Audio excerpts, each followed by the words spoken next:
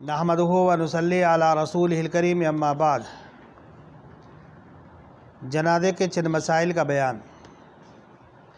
मय्यत के घर वालों के लिए खाना तैयार करना। बुज़ुर्गान मोहतरम, हज़रत जाफ़र तैयार रज़ी अल्लाह ताला अन्हु ग़ज़वे मोता में नौजवानी की उम्र में शहीद हो गए। रसूल अकरम सल्लल्लाहु अलैहि वसल्लम को बज़रिए वही इत्तला मिली। आप सल्लल्लाहु अलैहि वसल्लम हज़रत जाफ़र तैयार रज़ी अल्लाह ताला अन्हु के घर पहुँचे। आपने उनके बच्चों को बुलाया और उनके सरों पर दस्ते शफ़क़त रखा और आपकी आँखों से आंसू रवा दवा हो गए। हज़रत अस्मा बिन्त उमैस रज़ी अल्लाह ताला अन्हा, जो हज़रत जाफ़र तैयार रज़ी अल्लाह ताला अन्हु की ज़ौजे मोहतरमा थी, वो समझ गई और उन्होंने पूछा, या रसूल अल्लाह, जाफ़र तैयार और उनके रुफ़ाक़ा के बारे में क्या आपको कुछ ख़बर मिली है? रसूल अकरम सल्लल्लाहु अलैहि वसल्लम ने इरशाद फरमाया, हाँ, वो शहीद हो गए। हज़रत अस्मा कहती हैं कि ये सुनते ही मेरी चीख निकली और औरतें मेरे पास इकट्ठा हो गई। नबी अकरम सल्लल्लाहु अलैहि वसल्लम अज़वाज मुतारात के पास तशरीफ़ ले गए और आपने अज़वाज मुतारात से फ़रमाया कि जाफ़र तैयार के घर वालों के लिए खाना तैयार करो।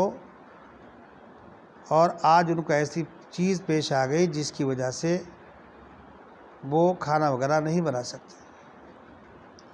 बुज़ुर्गान मोहतरम, इस हदीस की बुनियाद पर हज़रात उलमा और फ़ुक़हा ने फ़रमाया कि मुस्तहब यह है कि जिस घर में इंतकाल हो जाए तो मय्यत के घर वालों के लिए एक रात दिन खाना भेजना मुस्तहब है।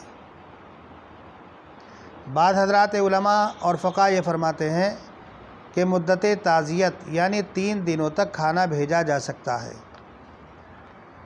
और सिर्फ़ खाना भेजा जाना काफ़ी नहीं, हज़रात उलमा फ़ुक़हा ने फ़रमाया कि उनके घर जाकर प्यार के साथ, मोहब्बत के साथ, शफ़क़त के साथ, इसरार के साथ उनको खाना भी खिलाना चाहिए। वजह असल में उसकी ये होती है कि जिस घर में किसी का इंतकाल हो जाता है वो लोग गम में मुब्तला होते हैं, गमज़दा होते हैं, खाने को तबीयत नहीं चाहती, तो इसरार करके उनको खाना खिलाना चाहिए। या कभी कभी ऐसा होता है शर्म की वजह से वो खाना नहीं खाते। अलबत्ता ये जो खाना है ये मय्यत के घर वालों के लिए है, दूसरे लोगों को ये खाना नहीं खाना चाहिए और अपने अपने घर जाकर खाना खाना चाहिए। ऐसे मौके पर महल्ले वालों की, बिरादरी वालों की दावत करना शरन इसकी गुंजाइश नहीं, इसलिए कि दावत खुशी के मौके पर होती है, किसी का मरने पर दावत वगैरह नहीं की जाती। हमारे यहाँ जो रिवाज है कि रिश्तेदार आते रहते हैं या ताज़ियत करने वाले आते रहते हैं, उनके लिए खाना बनाया जाता है, इल्तिज़ाम किया जाता है, ये भी मय्यत का खाना है, इसकी भी गुंजाइश नहीं। इसी तरीके से जो मेहमान तजहीज़ व तकफ़ीन में शरीक होते हैं, जो क़ुर्ब व जवार के हैं, उन हज़रात को चले जाना चाहिए। और जो हज़रात दूर दराज के हैं उनको भी इस बात की कोशिश करनी चाहिए कि वो चले जाएं, खाना ना खाएं।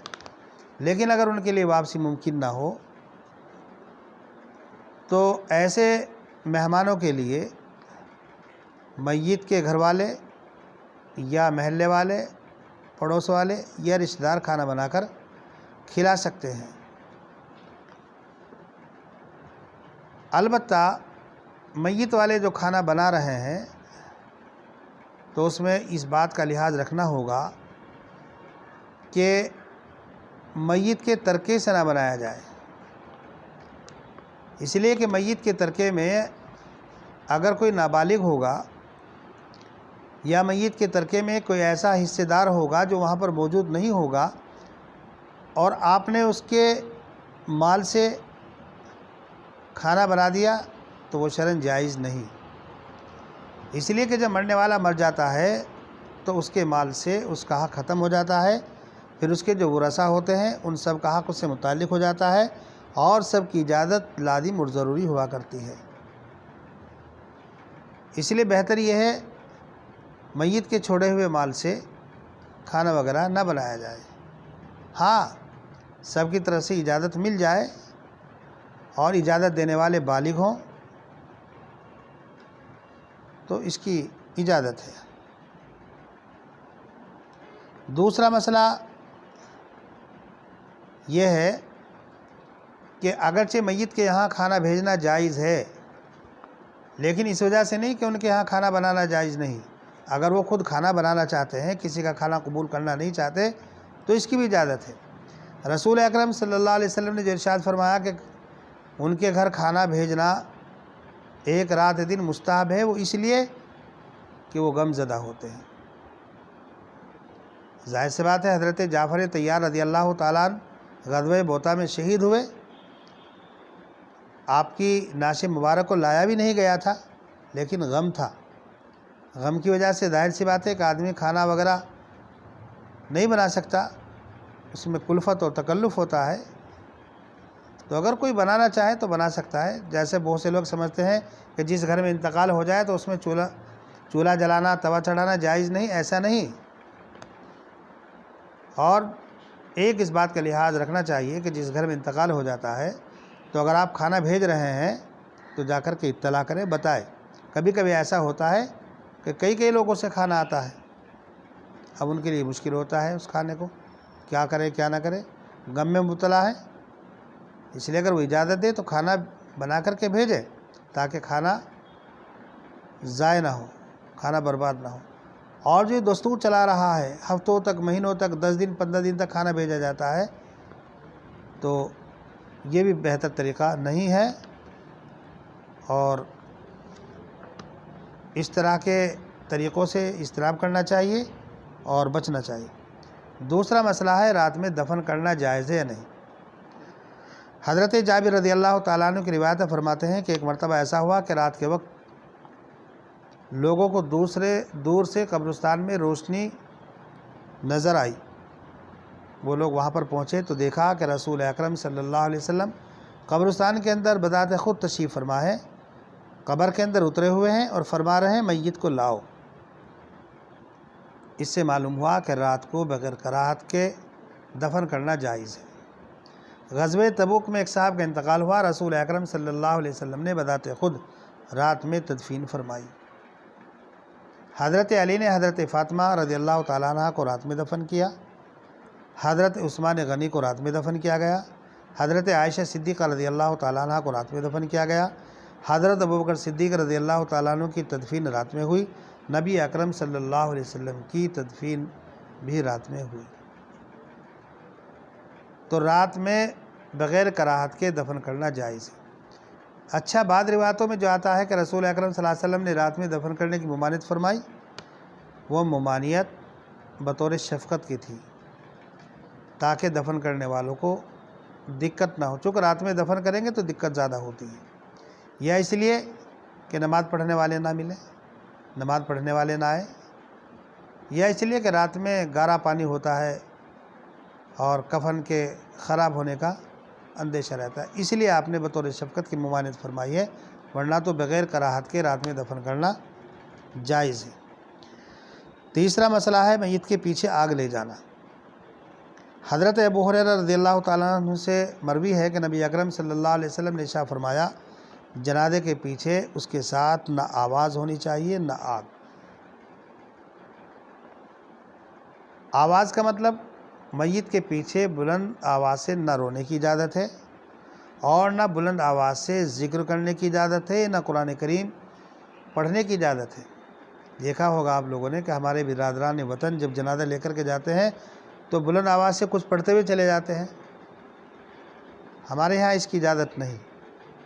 اگر آپ کو ذکر کرنا ہے، قرآن کی تلاوت کرنا ہے جنازے کے پیچھے تو آہستہ آہستہ کریں، بلند آواز سے اجازت نہیں۔ دوسری بات جو اس حدیث سے پاک میں ارشاد فرمائی گئی، آگ نہ لے جانا چاہیے قبرستان۔ اس آگ سے مراد وہ آگ ہے جو یہودی دھونی وغیرہ کے لیے لے کر جایا کرتے تھے۔ یہودی قبر کو دھونی دیا کرتے تھے، اس کے لیے آگ لے جایا کرتے تھے، تو رسول اکرم صلی اللہ علیہ وسلم نے اس آگ سے منع فرمایا جو دھونی دینے کے لیے لے کر اہل کتاب جایا کرتے تھے، یا وہ آگ ہے جو ہندو میت کو جلانے کے لیے لے کر کے جاتے ہیں، اور اگر وہاں روشنی کی ضرورت ہے، آپ موم بتیاں لے کر کے جا رہے ہیں، یا رات کو دفن کیا جا رہا ہے، قبر میں روشنی کی ضرورت ہے، اس کے لیے آپ آگ لے کر کے جا رہے ہیں روشنی کے لیے، یا کسی اور ضرورت کے لیے آپ آگ لے کر قبرستان جا رہے ہیں، تو شرعاً اس کی اجازت ہے، کوئی ممانعت نہیں۔ بہت سے لوگ پوچھتے ہیں کہ قبرستان میں کوڑا کرکٹ ہو جاتا ہے، کیا قبرستان میں اس کوڑے کرکٹ کے اندر آگ لگائی جا سکتی ہے؟ آگ لگا کر اس کوڑے کرکٹ کو صاف کیا جا سکتا ہے؟ بزرگان محترم، جب قبرستان میں آگ لے جانے کی ویسے ہی اجازت نہیں، تو قبرستان میں کوڑے کرکٹ کو آگ لگانا یا کوڑے کرکٹ کو صاف کرنے کے لیے آگ لگانا، اس کی بھی اجازت نہیں دی جا سکتی، اس لیے کہ آگ جو ہے آلہ عذاب ہے، اس سے لوگ اچھی فال نہیں نکالتے، اچھا شگون نہیں لیتے، برا شگون لیتے ہیں، اس لیے اس کی ممانعت ہے۔ چوتھا مسئلہ ہے اوقات ثلاثہ، جس وقت سورج طلوع ہوتا ہے، جس وقت سورج بیچوں بیچ ہوتا ہے، اور جس وقت سورج غروب ہوتا ہے، اس وقت نماز جنازہ پڑھنا اور سجدے تلاوت کرنا کیسا ہے؟ بزرگان محترم، ان تینوں اوقات میں ہر طرح کی نماز پڑھنا منع ہے، لہذا نماز جنازہ پڑھنا بھی منع ہے اور سجدے تلاوت بھی منع ہے، نہ نماز جنازہ پڑھنی چاہیے، نہ سجدے تلاوت کرنا چاہیے۔ ہاں، اگر جنازہ انہی اوقات میں کہیں سے آ گیا، یا آپ نے آیت سجدہ انہی اوقات میں سے کسی وقت میں پڑھی، تو آپ کے لیے گنجائش ہے، آپ نماز پڑھ سکتے ہیں، سجدے تلاوت کر سکتے ہیں، لیکن بہتر یہ ہے کہ اس وقت کو نکال دیا جائے۔ لیکن اگر پہلے سے جنازہ رکھا ہوا تھا، پہلے سے آپ نے آیت سجدہ پڑھی ہوئی تھی، اور ان اوقات میں آپ نماز جنازہ پڑھنا چاہتے ہیں یا سجدے تلاوت کرنا چاہتے ہیں، تو یہ مکروہ تحریمی ہے۔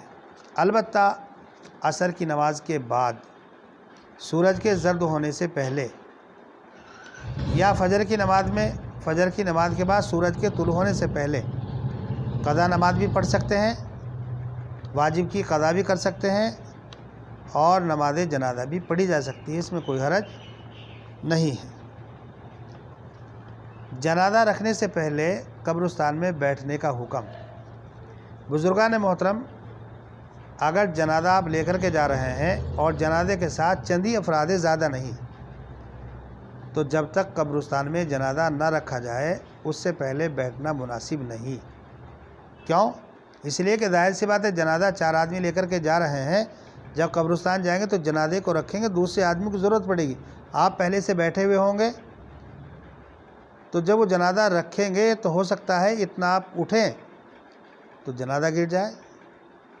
لیکن اگر لوگ زیادہ ہیں تو جو جنازے کے ارد گرد اور قرب و جوار میں ہیں، ان حضرات کے لیے مناسب یہ ہے کہ وہ نہ بیٹھیں، اور بقیہ جو جنازے سے دور ہیں ان کو اختیار ہے، بیٹھنا چاہیں بیٹھ جائیں، اور کھڑے رہنا چاہتے ہیں تو کھڑے رہیں۔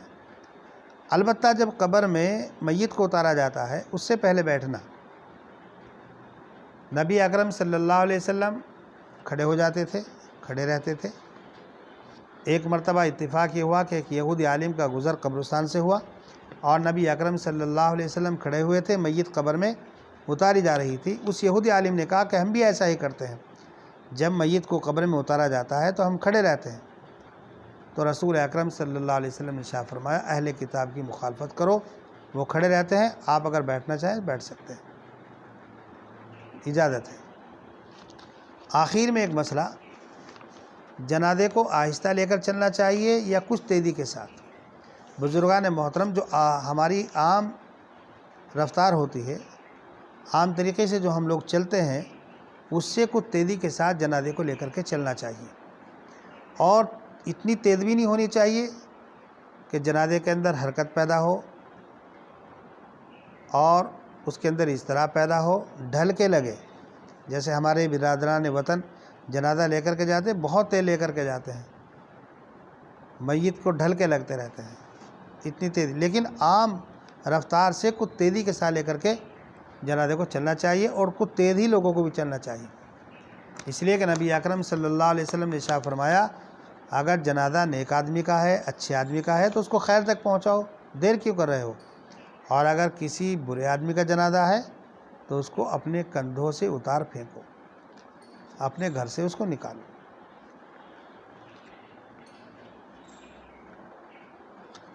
حضرت ابو بکر رضی اللہ تعالیٰ عنہ کے بارے میں آتا ہے کہ ایک مرتبہ کچھ صحابہ کرام جنازہ لے کر کے جا رہے تھے، اور صحابہ جنازے کے پیچھے پیچھے چل رہے تھے آہستہ آہستہ، تو حضرت ابو بکر رضی اللہ تعالیٰ عنہ کوڑا لے کر کے بھاگے ان کے پیچھے تنبیہ کے لیے، ڈانٹ اور ڈپٹنے کے لیے۔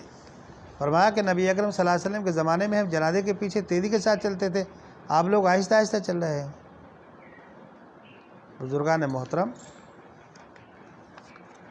تجہیز و تکفین کے اندر جلدی کرنی چاہیے، اور ہم نے دیکھا ہے کہ بلا وجہ شرعی کے، بلا عذر شرعی کے، بلا مجبوری کے جنازے کے اندر تاخیر کرتے رہتے ہیں، یہ خلاف سنت ہے، نہ اس میں میت کے لیے بہترائی ہے اور نہ اہل میت کے لیے بہترائی ہے۔ آخر میں نماز جنازے کا طریقہ، بزرگان محترم، جنازے میں نیت شرط ہے، اور کھڑا رہنا یہ فرض ہے، اور تکبیر کہنا یہ فرض ہے، بس یہ جو دعا وغیرہ پڑھی جاتی ہے یہ سنت ہے، اگر کسی کو یاد ہو تو پڑھ لیں، یاد نہ ہو تو تب بھی نماز جنازہ ہو جائے گی۔ اکثر لوگوں کو دیکھا گیا کہ پیچھے کھڑے رہتے ہیں، پوچھتے بھائی نماز جنازہ کیوں نہیں پڑھی، دعا یاد نہیں۔ ارے میاں دعا کا پڑھنا ضروری نہیں، دعا سیکھو، نہیں یاد ہے، لیکن اگر آپ کے یاد نہیں ہے تو اتنا تو کر ہی سکتے ہیں، نیت کر لیں، کھڑے ہو جائیں اور تکبیر کہہ لیں، آپ کی نماز جنازہ ہو جائے گی۔ بہت سے لوگ جنازے کے اندر لڑتے جھگڑتے ہیں جوتوں اور چپلوں کے اوپر۔ بزرگان محترم، اگر آپ ایسی جگہ نماز جنازہ پڑھ رہے ہیں جو گندی جگہ ہے، جہاں کیچڑ ہے، تو وہاں آپ جوتے پہن کر نماز پڑھ سکتے ہیں، کوئی حرج نہیں۔ اور اگر کسی پاک صاف جگہ پر نماز پڑھ رہے ہیں اور آپ کے جوتے پر کوئی گندگی نہیں، کوئی نجاست لگی ہوئی نہیں بظاہر، تو تب بھی آپ جوتے پہن کر نماز پڑھ سکتے ہیں۔ لیکن اگر آپ کے جوتوں پر نجاست ہے، گندگی لگی ہوئی ہے، اور آپ پاک صاف جگہ ہیں، تو پھر جوتے اتار کر کے نماز پڑھیے، جوتے پہن کر کے نماز پڑھنا آپ کے لیے اس صورت میں جائز نہیں ہے۔